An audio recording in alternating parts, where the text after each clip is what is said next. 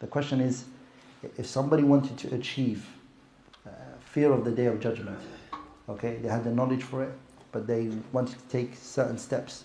What are the certain steps that they could take in order to come with fearing the Day of Judgment? That's the question, sah. So the answer to that, inshallah ta'ala, is reading about the Day of Judgment. A lot of the times when you ask people, have you ever studied a book or have you ever looked at Asharatu Sa'ah, the signs of the hour, the hadiths that have come regarding it, a lot of people say to you, I've never studied that. I've never come on. I encourage anybody after this lecture, inshallah ta'ala, to go and study the 6 articles of faith, each one properly.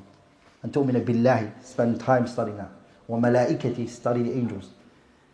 I remember one time I did that, and a brother came to me and he said to me, Wallahi, just by listening to the descriptions of the angels that you were talking about, my iman increased. Because look, when you study the angels and what type of creation of Allah they were, لا يعصون الله ما أمرهم ويفعلون ما يؤمرون يسبحون الليل والنهار لا يفطرون. When you read their description, what kind of creation they are, you would question yourself like, why is my ibad, where does it fall here?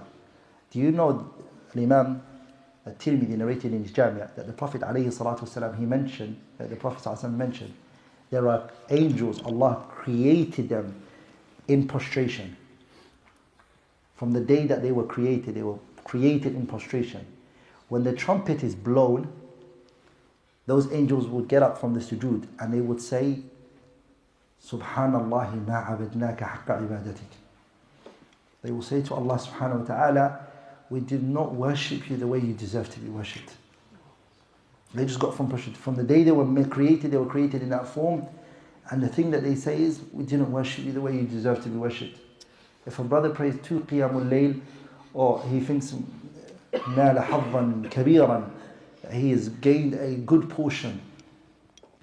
So by studying the angels and the creation of Allah Azza wa Jalla, يعني يوم القيامة, these things will change your life. Are we all together, brothers? وَلِذَلِكَ one day Abu Bakr came to the Prophet ﷺ, he sat next to him. Abu Bakr and the Prophet had a very strong relationship. That was his best friend. إِلَّا تَنْصُرُوهُ فَقَدْ نَصَرَهُ اللَّهُ إِذْ أَخْرَجَهُ الَّذِينَ كَفَرُوا ثَانِيَ اثْنَيْنِ إِذْ هُمَا فِي الْغَارِ إِذْ يَقُولُ لِصَاحِبِهِ لَا تَحْزَنْ. The only person we know Allah affirms for brotherhood and friendship between is Abu Bakr and who? The Prophet.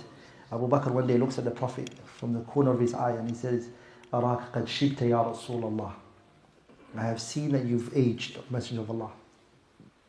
And then the Prophet said, alayhi salatu wasalam, شَيَّبَتْنِي هُودٌ وَأَخَوَاتُهَا. Surah Hud and its sisters or brothers have caused me to become like this.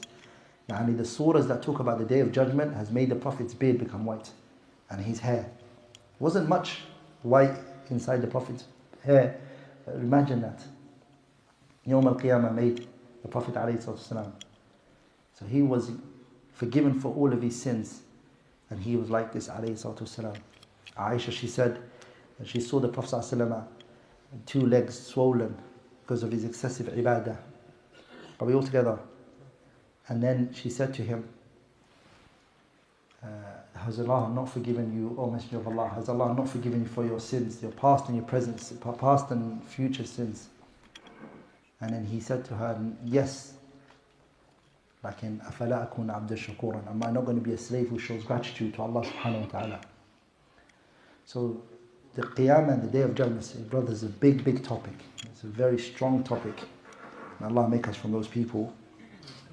So it's the biggest thing that I believe is that a lot of people don't study it. They don't study properly. Go through this entire stage. The journey of the minute you die until you meet Allah subhanahu wa ta'ala in Jannah or in Nar.